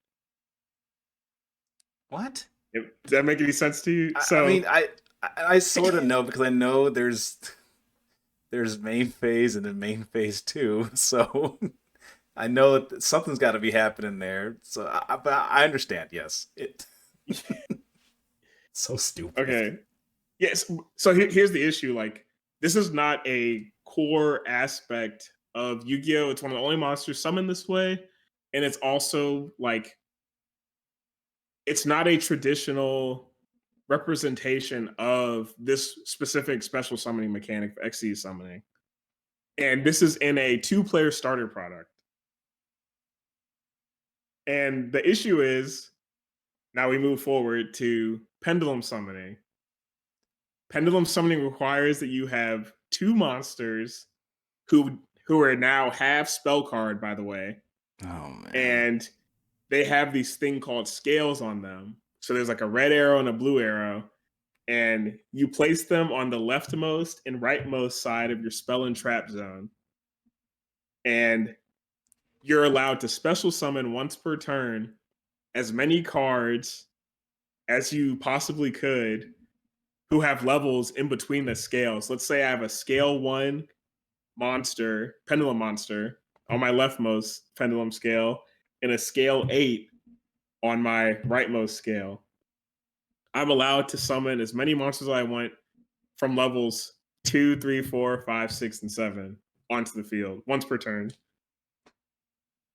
When these type of cards get destroyed, they do not go to your graveyard unless a card specifies. They go on top of your extra deck. What? And can be pendulum summoned again if you are to do another pendulum summon from the extra deck zone. So then, because we're not done, then we get to link summoning, which is the most recent summoning mechanic. Link summoning requires a certain amount of materials, similar to Xyz, but not the same. So, like, let's say there's a Link 2 monster. I need to send 2 monsters to the graveyard, and then I can summon a Link monster in the Link monster zone. The Link Monster Zone is the newest zone added to the game where you're allowed to put a Link monster, and all Link monsters have arrows on them that point to different zones. Oh my god. These arrows point to zones, and the zones that are being pointed to, you can summon more Link monsters to.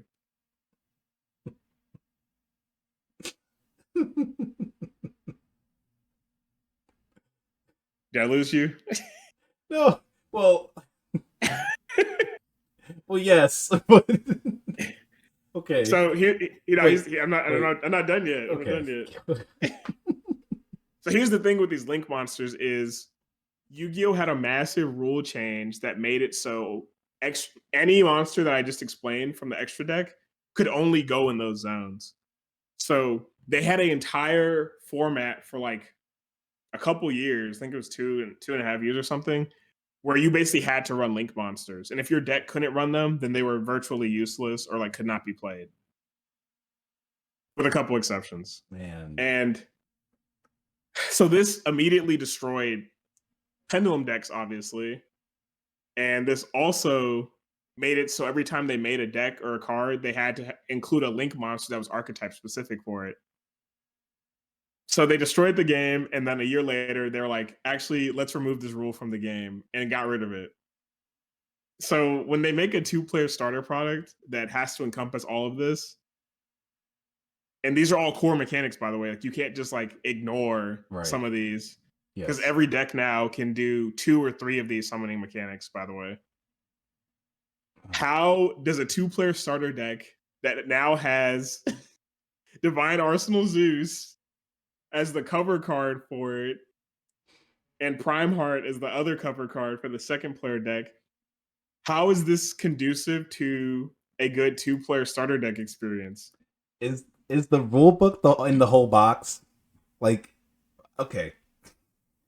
Like, this, go on. I've been talking for like an hour now. Yeah, dude, you gave me the encyclopedia, and first of all, I kind of knew what the arrows on the Link summons did.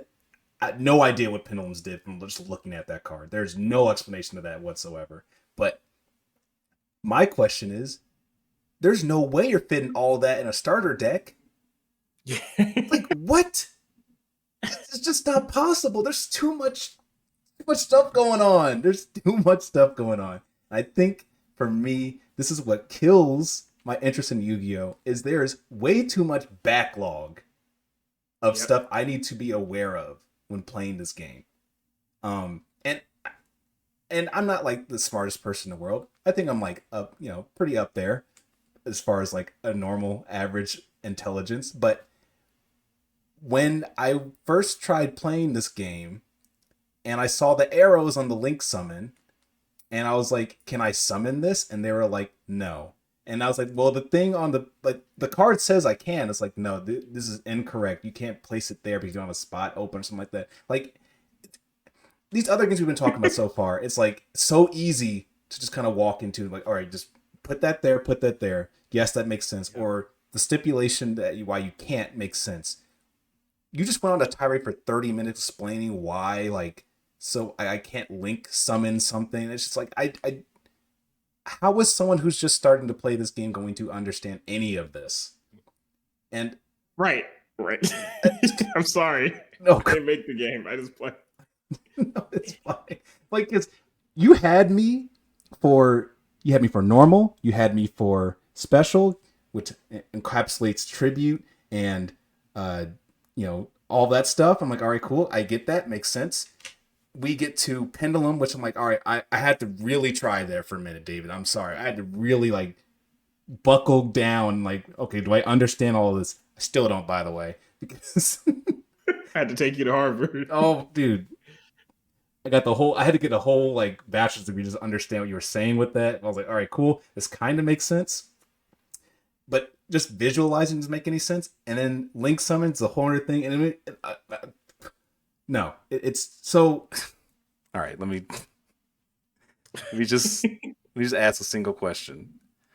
Based on the cards in the starter that we know for this starter deck, because I'll say right now, the other avenues which we'll get into, did not teach me any of this garbage.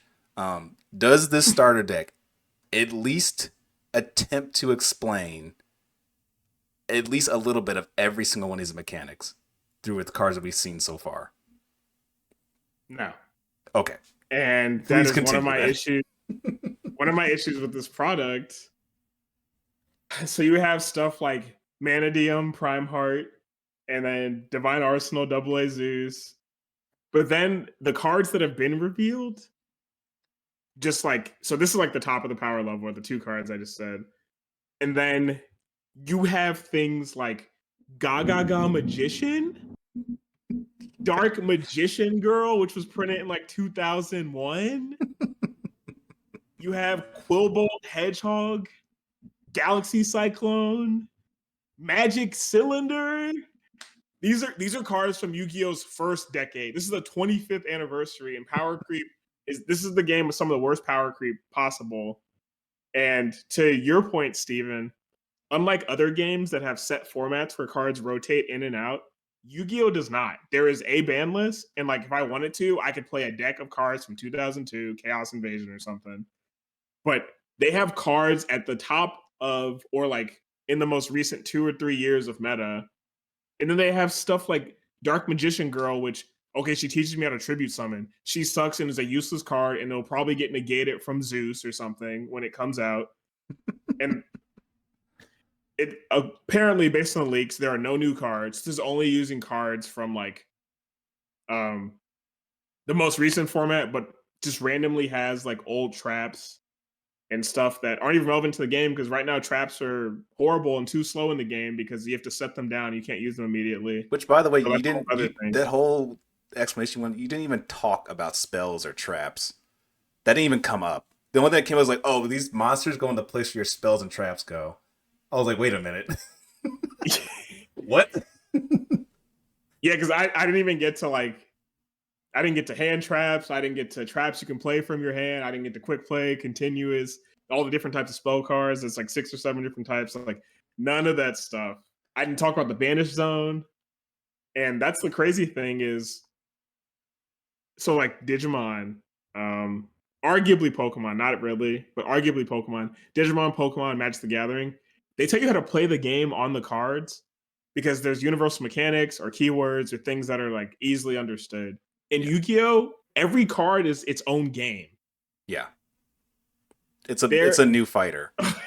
Yeah, like everything from Fighter Pass 2 and Smash, that's Yu-Gi-Oh always. If a new card comes out, it plays by its own rules. Like there are these things like that you just never learn, like that weren't explained well. Like cards can miss timing for their effects.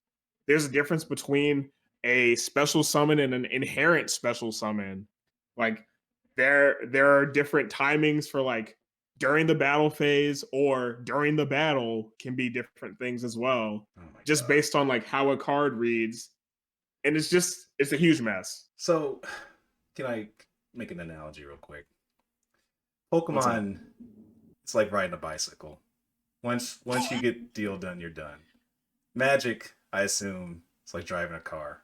There might be some things you got to worry about, but like at the end of the day, you get into the car, turn the key on, you know what you're doing. Might be a few hiccups here and there. Yu-Gi-Oh is like flying a fucking F1, like a big Boeing civilian. No, like an S-71 Blackbird. You have to be training for 10 years just to even start flying the thing. Another 20 to master it. It is, As some people had. it is a job in of itself because, I just don't know, because I see the cards, the paragraphs. I don't even know how that even works when you're playing against someone and they slam down a card you've never seen before. Does everything stop?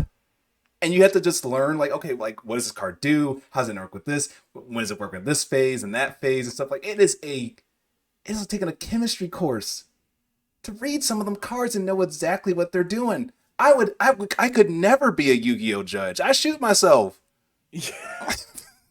And that's the crazy thing. So Yu-Gi-Oh, obviously they have a judge program where people come in and like they're volunteer judges and they don't get anything special except like a unique playmat that says judge in the bottom right corner. Mm. And people have straight up lost regionals and nationals due to like judgment calls that are like, oh, that's kind of correct, but not really, or like, oh, in this situation, that this is how the same card resolves, even though in a similar situation it resolves the opposite order.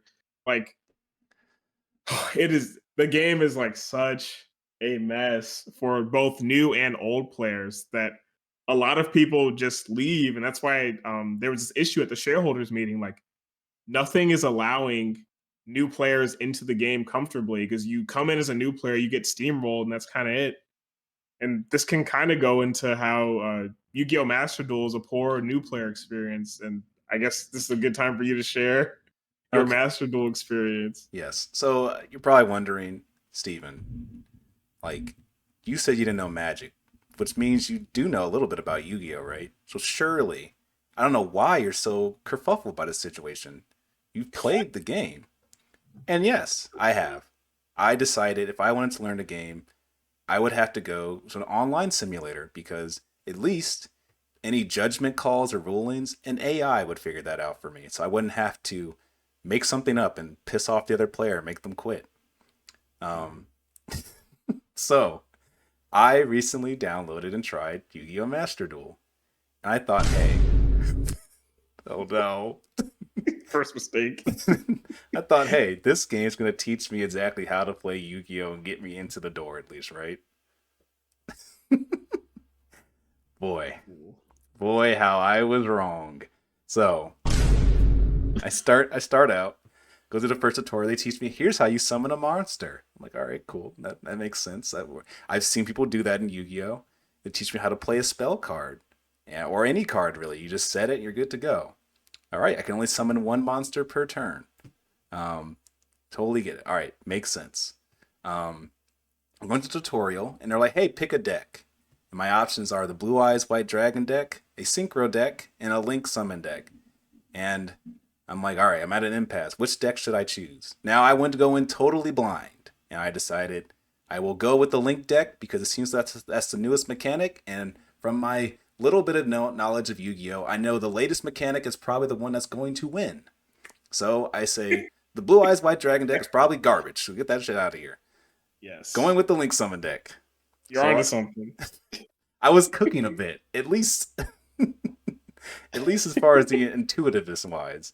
I got the deck, and I'm like, all right, so I'm gonna put everything I've learned from the tutorial into this deck, and I start reading through the cards. Okay, here I look at the first Link Summon. It says 2 monsters. All right, makes sense. Sacrifice 2 monsters, get a monster. It makes sense. Next one says 2 monsters plus two monsters with effects. Something like that. All right. Monsters have to have effects to be summoned now. I guess that's how that works now. I've later learned that is not the case. I still don't know why, but not the case. So I get into my first duel. I'm like, all right. I'm fighting against the Blue Eyes White Dragon deck. All right. This guy is clearly a ape and just wanted to win, so no big deal. I start playing my monsters. They have effects like, hey, if you're on the field, my other monsters get plus 300 attack and defense. I'm doing great. My monster can overcome White Dragon, no problem. And then I noticed on the White Dragon. Look, it's a long story. I got to shorten it somehow. Got it. Then on one of my turns, my there's a deck on the side. I'm like, I don't know what that does, but it starts to glow. I'm like, all right, what is this? All my Link summons are in there. I'm like, all right, cool. They're all in here. Didn't know that. But what can I summon here? I got one that has 1,000 attack and no other stat. I'm like, all right, I don't want to summon that. Probably gonna die. And then I have the one that has 2,300 attack and defense. I'm like, I want to summon that one. I have 2 monsters on the field with effects. I want to play it. The game won't let me play it. I'm like, all right, well, what do I need to do to summon this? I've never explained that. Okay. That's fine. I don't need that deck anyway. My big bad monster has 3,100 attack. I can kill this Blue Eyes White Dragon and put him away. He is done. So I do that. I beat him. I kill him. And then, so it's still my turn. So I go for a direct attack. The guy plays a spell to summon Blue Eyes White Dragon back again. and he was another spell that allows to kill my other monster. I'm like, Jeez. okay. I only had 2 copies in my deck. I have nothing to beat this card with. So I'm thinking, all right, I guess that's it. But then my graveyard starts to glow. I'm like, oh, okay. There must be an effect to win this. I can summon that monster back at half attack. All right, didn't know my graveyard had abilities once a monster is dead. I didn't read the cards, to be fair. But all right, cool. That's not enough to kill 3,000. So Yep. not gonna work. I'm like, well, surely some of these link monsters will do me in, but I don't know how to summon them. Is the game gonna tell me how to do it? No. Also, my hand is empty because I drew all my cards. So now I know what hand disadvantage is. So I'm like, all right, my opponent knows I have nothing in my hands. I know I have nothing in my hands. So I go ahead and say, I forfeit GG's, no big deal. I'll go to the next game. Totally fine. Start another game. I find out I have a trap card that allows me to destroy a monster on the field by sacrificing a spell. Cool. Great. Fantastic. Wish I had that last game. I set it down. My opponent plays, oh, you set a trap down? Get rid of that trap, please, and it clears my field. I'm like, okay. So now that trap is gone from the game forever. I cannot play it again. No big deal. I'm like, all right, do I have any way to counter this? No. Your deck does not have anything to counter this. All right, what about this? And I'm like, all right, I have this spell that lets you draw more cards.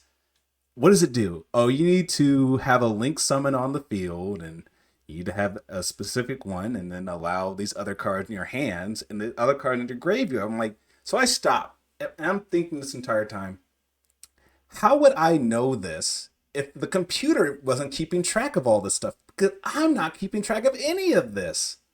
Yeah. And I'm like, so I'm getting beat up left and right by all these blue eyes white dragons. And I'm like, I should have picked that deck. Because that deck would have been way better for me to walk into this game. Because all he's doing is just, I play Lord of D. And I summon Blue easy peasy. Nothing else going on in that guy's head besides, get blue eyes, I win. Yep. And Head empty. and I was like, I'm done. I'm done for today. I have no idea how to pilot this deck. There's too many things that are going on. And I don't know how to draw more cards. I have one card that lets me draw more cards. And it has so many stipulations that I can't read. I don't understand. And I think the thing that was messing me up was like, I have no idea what this person's playing in their deck. How do I preempt this half of this stuff? I have no idea what they're playing. And I think for me, Yu-Gi-Oh! Is a game where you have to know what their deck is to even have a chance. So you can preempt stuff. You know?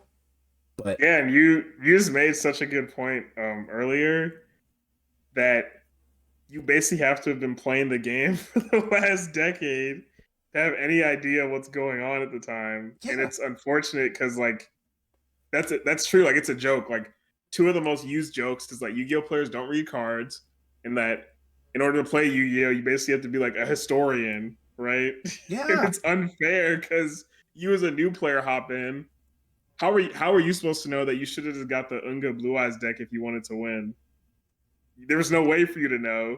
And you had good logic that the most modern stuff's probably better or good, but they don't teach you how to use hand, like what card advantage is. They don't teach you that in Yu-Gi-Oh! There's no resource system. Your cards are your resource system. They don't teach you the extra deck is where all your like nowadays every deck is based around their extra deck. And they with don't a couple exceptions. They don't teach you about the extra deck. Like the tutorial tells you nothing about. I'm like, how do I even use this? Yep. So when you hear extra deck, I don't think you're thinking like, oh, that's for all my strong monsters. No, I'm thinking that's the deck. That's my backup cards for if I lose the first game. That's what I was thinking it was. You just switch out cards into your deck. That's literally what I thought an extra deck was. Well, you'll be happy to know that that's a side deck. Oh my god!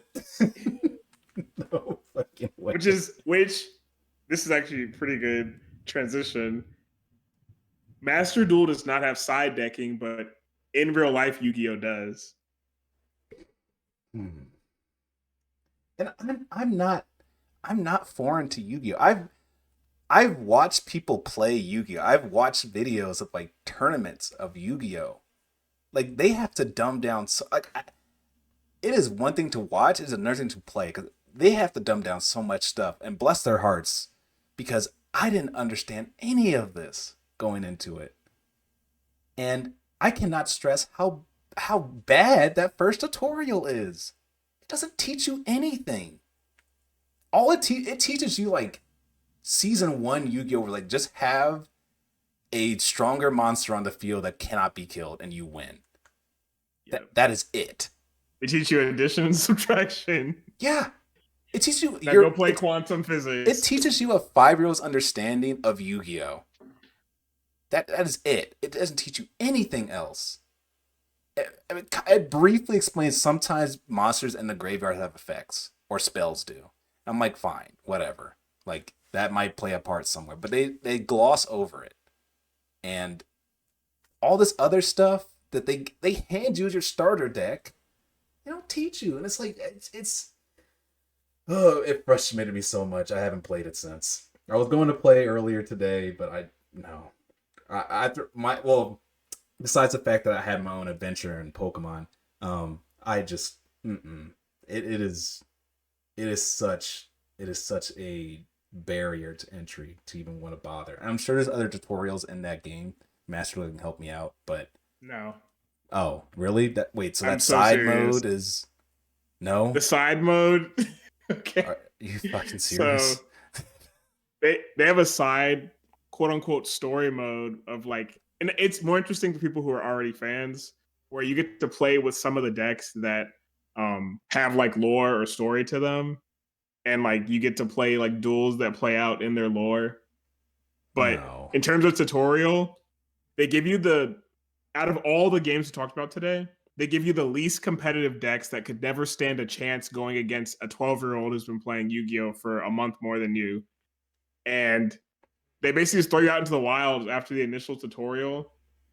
There are resources in game, and like load screens will tell you like certain things about like the different card types and stuff, but you're just kind of screwed because also it costs so much in order for you to actually get cards. You have to pull them, or you have to like disenchant cards to craft them, like in Hearthstone. And No, I saw that and I was like, no. I can't even do that. yeah, and it sucks because the decks they give you are absolute trash anyway. Well, yeah. Both starter decks suck. So Yeah. to be fair, like you lost either way. Well, I think what's messed up is I didn't even see the synchro deck. So I guess all those people got out of F rank. Fuck. The single deck's not bad, but all the decks are bad at maintaining card advantage. You lost because you chose not enough Unga. And then when all three of those decks get out of like fighting other tutorial people, you just auto lose it to everyone. Yeah. I hear the phrase people playing solitaire, and I was definitely throwing out 3-hit combos max. Yeah. Which is kind of that whole entire tier. So yeah, but you have accurately defined the Yu-Gi-Oh! New player experience. It is not friendly to new players. They even did an invitational with a bunch of content creators, and a lot of them, like Ludwig and stuff, like rage quit because it was like a similar experience to you, where they're just a bunch of casual people who kind of had a little understanding of Yu-Gi-Oh! They'd play their like Blue Eyes or Elemental Hero decks, and then you're just fighting against people who play solitaire for 20 minutes and then say, okay, your turn, and negate all your stuff. Which you didn't even get to that, No. the worst part of it. No, I didn't. I think I got a taste. You just got to to... Yeah. I think I saw trap cards. Oh, trap cards are pretty good. But after what you said earlier, they're not. It's like, well, I don't know where else is up from here, but it sounds really bad. Trap cards haven't been good in like the past 2 or 3 years, except for like 2 control decks that have monsters that like negate your stuff, so they have time to set traps that you can't respond to. Oh man, I don't know. I I was gonna make a thing of this and try to continue on with Master Duel, but I was banking on those story segments to actually be explaining the other more advanced mechanics, but that's quite a blow. That news you delivered to me. Well, so like some of them will tell you like Yeah. some of them like tell you because like for instance for some of the story like you have to know how to like link summon or some of the decks require that you use different forms of special summoning because that's like what the deck's mechanics based around like um one for example one of the first things you'll play in that tutorial is like the element saber deck and they teach you about special summoning from your hand by having a certain amount of monsters of a certain element in the grave, which is like not a common thing, but it's something that a lot of like light and dark decks can do, right? Yeah. So like they teach you that concept, but like Element Saber is a garbage deck that like stands zero chance against any deck that's come out in the past 5 or 6 years. So um it goes back to like the new player products of like Yu-Gi-Oh starter decks.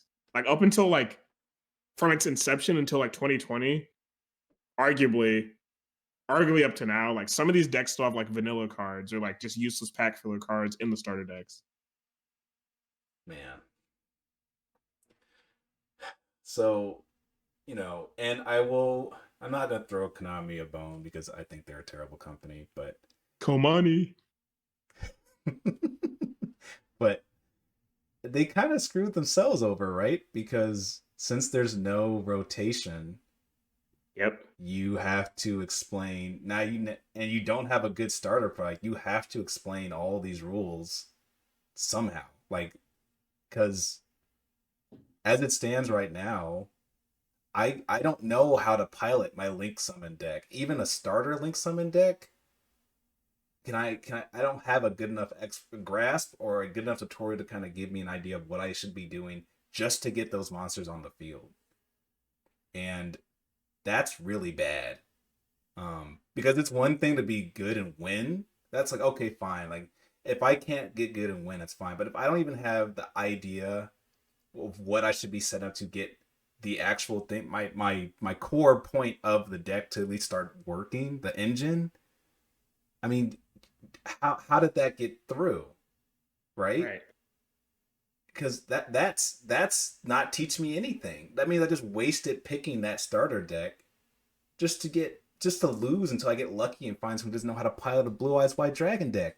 Which if they like at that point, then I feel bad for the person I beat. Because they've become you. You're me when I just started. Man, I don't know, man. Like that's my experience, and I mean, I gave it a good go. I tried, but I can imagine this is something that everyone else has been dealing with. Now, we watched a video going over Master Duel's other problems that I never got a chance to reach to because I couldn't get through the tutorial. But there's a whole other thing of even in a competitive sense, it's not good, but it is that alone. So online Yu-Gi-Oh is bad, and offline Yu-Gi-Oh is bad. Mm-hmm. I just don't know how you salvage that. Salvage the series for new players because it's too much. Like you almost have to go to school just to. Yu-Gi-Oh GX is onto something. You have to go to school to even get a second-rate deck to put together. It's so hard. Yeah, some people are saying it's comparable to like learning a new fighting game, except there's a bigger paywall because decks cost like $400 or $500. Yeah, you have to buy the DLC. And the trading card game, you have to get the new stuff. You can't just sit there like, oh man, Ryu's my day one, bro. I can chill. Cooks. Yeah. He's been there Blue Eyes White forever. Dragon is not cooking in 2023. Yeah, the Rufus reprint, man, I don't need him. He's nothing. Nah, not in this. So, I don't know. Easily the worst. By far the worst tutorial environment. And we didn't even really talk about like Speed Duel, which I think the issue there is kind of the same, where the tutorial is super dumbed down and Yeah, doesn't really kind of go into the intricacies of the actual game. exactly. And we kind of talked about it with the other TCGs. So for Yu-Gi-Oh, just really briefly, Konami does not support rotations, and they rarely support alternative formats. And the issue with that is for people who just want to play Yu-Gi-Oh, it doesn't play anything like the anime. Used to. It's it's just, well, even now, like the closest they've gotten was Brains, where they had some combos. Like I think one or two people OTK'd in there, which is like modern Yu-Gi-Oh now. But you have to think they also have 4,000 life points, so it still Yeah. wasn't even an actual Yu-Gi-Oh. And so people are obviously like falling out of love with Yu-Gi-Oh. They've had a resurgence of like veteran players coming back because the pandemic has been dying down, at least in America. And the problem is Konami is very hesitant to support alternative formats. And to your point, speed duels for like over, it might have been 2 years actually. For 2 years, they stopped releasing product for it. So you were just left playing the same speed duel format of the um, original Yu-Gi-Oh series for like over 2 years, and then somewhere out of the blue at late 2022, they came out with like a set or so of like GX cards, and then there was another like 6 month gap, What the heck? and like a month or two ago, they released a couple more GX cards, and it's like so seldomly supported. And they stopped releasing their draft sets, which were very popular and sold very well and are very expensive slash hard to get. And they stopped supporting draft format.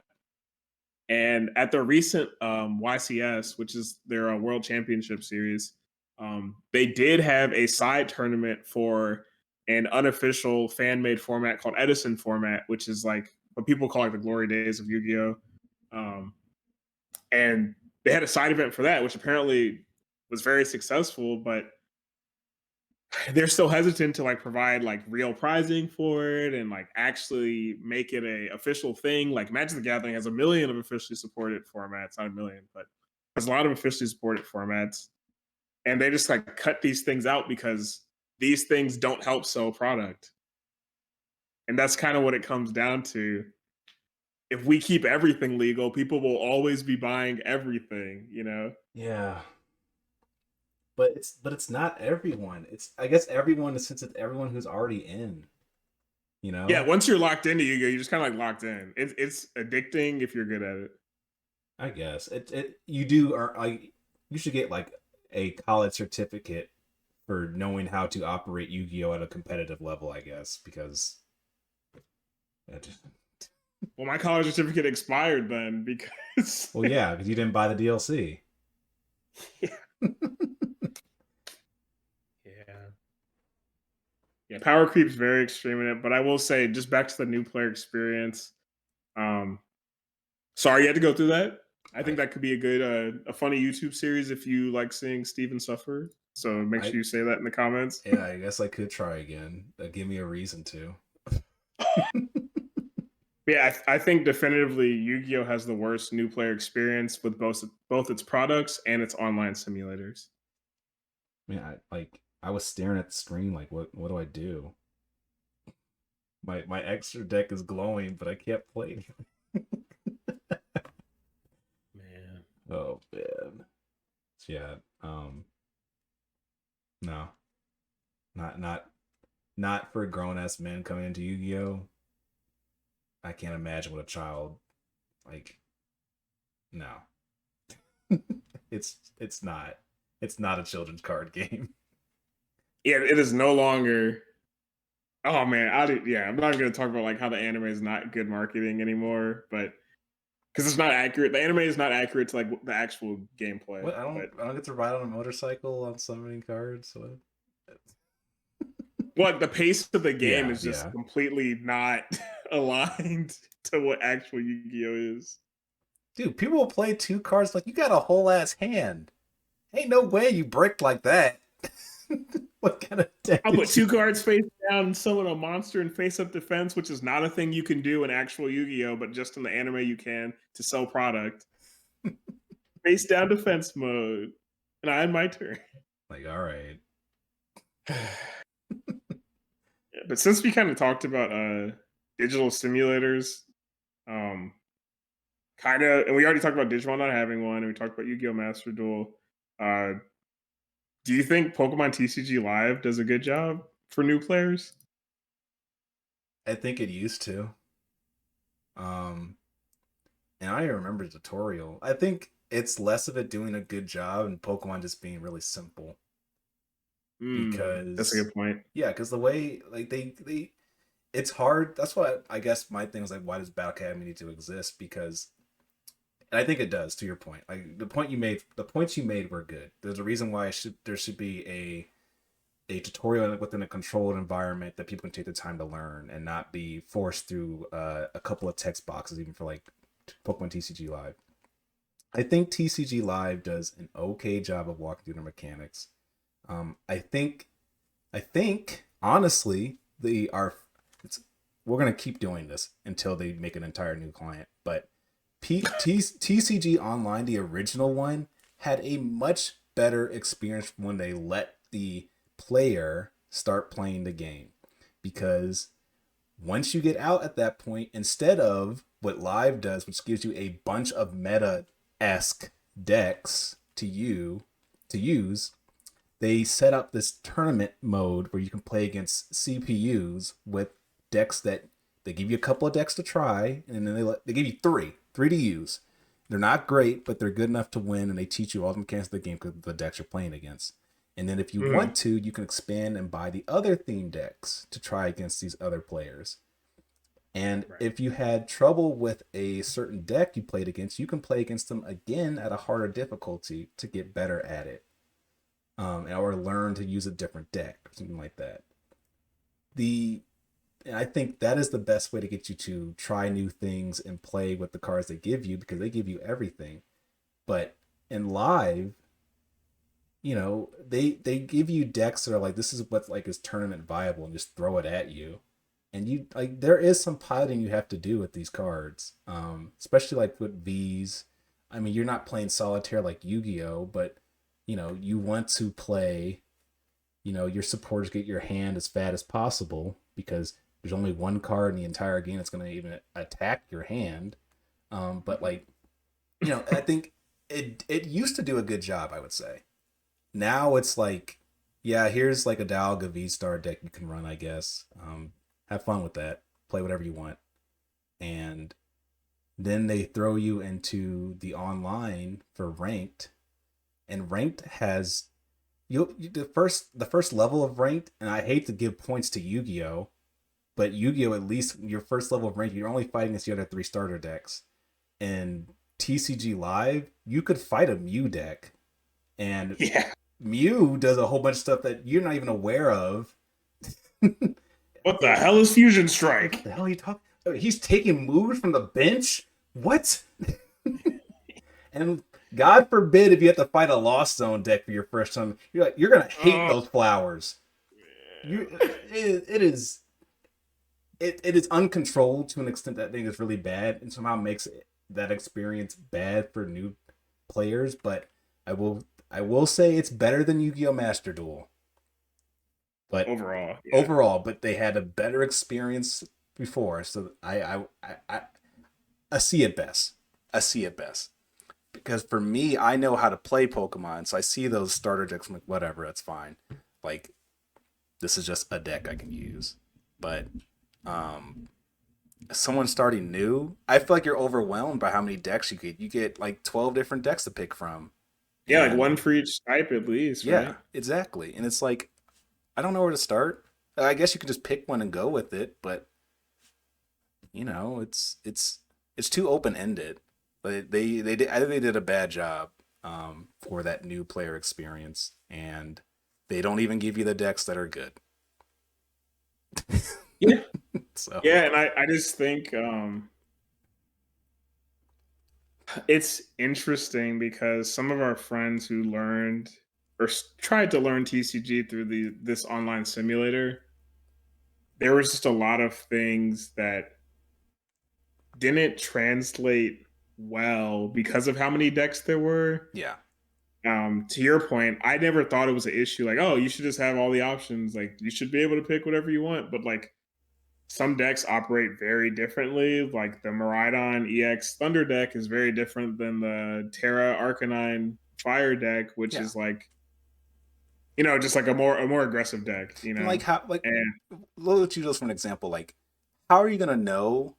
Like, how are you gonna know that if you don't have Miraidon in your hand on turn one, you have a bad the hand? deck loses. Yeah. Yeah, How exactly. are you gonna know that? Like a tutorial could at least tell you like sometimes Pokemon abilities are very good. For example, this card allows you to play 2 more Pokemon on the field for essentially for free. You want that. And they don't explain that. Or they explain that I mean or explain that the fire deck only wants to discard fire energy. You want to have a deck that's built around that's retrieve those from the discard pile. They don't explain that. Like none of And that now, is now that you're saying it, like that would be a really easy to fix, just to have like some flavor text that a says hint. like what. Yeah, because you can mulligan in TCG Live, Yeah. or you get the option to if you get a dead hand. But like to your point, like what you should be looking for should be like emphasized, even if it's like this powerful lightning deck uses Miraidon to stack up their bench and set up, like Yeah. okay, me as a new player now knows I should be looking for Miraidon to get a bench of strong Pokemon or something. Boom, done, easy. They don't do that, and it's I, like I don't know what that experience is like. I gotta find someone. I guess we need to find someone and see how they deal with it because I mean I'm telling you, the old client made it so much easier. It's like here, pick your favorite color of 3. Do you like Zapdos, Articuno, or Moltres? Hope you don't like Moltres, by the way. But Yeah. you play those decks, they work. You figure out what they do because they are extremely dumbed down because they're theme decks. And you just go from there. It's like, oh, I want to be able to collect more energy faster. I'm keep improving my water deck, or this lightning deck is a lot faster. I want to use this more. So you try that stuff and you try other types. But if you're going into like, oh my Dialga deck, I I gotta get Star Chronos and whiff. Now what am I doing wrong? It's like, okay, well like you got to know when to use your V Star ability. Again, don't really explain that. So, it's a whole other thing. But yeah. So not to give too much crap to CCG Live, but it does not accomplish what I think it needs to do for such a simple. But because Pokemon is so simple, you can eventually figure it out. Yeah. Yeah, and that's fair. Like at its core, it's a lot simpler than Master Duel. So like you will learn through the trial and error, unlike Yu-Gi-Oh, where you can do something wrong your entire life. Yes. I still don't So like I walking away, turning that game off, and then like not understanding where I went wrong. That's frustrating. But at least in Pokemon, it's like, oh, um, this guy, I let this guy's thing live that has the ability to do so and so, and if I should have used my boss's orders or something, they make that pretty clear, you know. exactly. So yeah, long-winded Yeah. answer, but I think it is an interesting question to ask because it is kind of up in the air, right? Like you don't know, like is it really bad or is it just the game is too easy to explain, which is also like a plus to it, right? Yeah, exactly. Because someone can like fumble their way into like a good deck. Because I was gonna say, well, it does have a huge emphasis on ranked. You could even play standard battles and get the Shin Pao deck, which is arguably um, a pretty good competitive deck, Yeah, and you can get it just from doing the battle pass missions in standard, or by playing ranked. Which I think this client has too much emphasis on ranked, but that's a whole nother argument. Just yeah, because they don't have as much single player content as the previous client. yeah, But you can end up getting a really competitive deck. The problem with that though is at least when I went online, because I tried to like play kind of like as a new player. it was just a bunch of Shen Pao dittos, you know, Yeah. because it's so hard. It's so hard to get actual meta relevant decks on the online simulator without like bringing the wallet out, you know. Yeah, and I think their monetary practices, again, like I don't want to harp on this too much, but the new client is really bad. I will just say, for getting new cards, they somehow made it harder to get pulls on the online simulator than it is in real life. I don't know why they went that direction, but if you get less cards, like what? They're Yeah, because free. a real life set pack is like 11 cards or whatever, It's 10 it's or it's 11, 10. and then in game it's 6, right? Yeah. And not guaranteed to get rares, by the way. Like you can pull all common and uncommon cards, which wouldn't be an issue if the rares weren't the EXs and stuff, your boss mods, which you need to build a deck with. Exactly. Yep. So you end up fighting a bunch of people with pre-constructed stuff, and then once you break out of the pack into like ranked with actual people who spent money, you're just fighting like meta solitaire decks. Yep. So, Yep. but just like from a baseline new player perspective, I think everything you said is accurate, and I co-sign all of that stuff. Yeah, Just I mean, there are a lot of options, but you can figure it out in TCG Live. yes, exactly. So, and man, that sucks that TCG Live is. Well, no, I guess Magic has a better client. I'll say that. Thank God for Magic, I guess. Yeah, I'm not gonna harp too much on Magic the Gathering Arena, but like they do a good job for free to play players. They do a good job with online codes for you to get like pool stuff. Like it's really easy to build a deck on there. They give you a lot of stuff for being a new or returning player. Easy to find matches, well supported, a lot of bug fixes. So like if you're a new player, you literally just have to worry about learning the game, and they have tutorial content within the client, and it's not as heavily focused on ranked as like Master Duel or TCG Live is. So Okay. Magic the Gathering gets a good score for me. I think it is a viable way for someone to learn Magic and also play at a somewhat competitive level. Um, but just on that note, I did want to ask you your thoughts on, you know, how Bandai makes all these like new player stuff on their YouTube. They make apps, they make tutorial videos, they have threads on Twitter on how card effects work. Like, what are your thoughts on some of these resources? I think, and you shared with me a video that goes over pretty much all the core concepts of the current meta, and I think I I couldn't ask for anything more for them, to be honest, because they go over pretty much how the game they they have it set up in a way that's very easy to consume. They explain how the game works as far as like from point A to point B, your win conditions, what's going on in the field, and none of the bloat, I guess I would say. Then afterward, it's like, okay, let's explain all of the effects that are going to be on cards and just break it down for you in a nice bite-sized sections that makes sense. Now, I will say that Digimon is a much more complicated game than Pokemon, but that video, the tutorial video is great. I think it's really good for someone who's like, I don't know what this game's about. Can you explain it to me from point A to point B? Um, they did a great job, I will say. I can't speak to all of their resources, but from what they provide, and I mean, heck, even like on their website, they post about erratas and banned cards and stuff like that. Pokemon doesn't do that.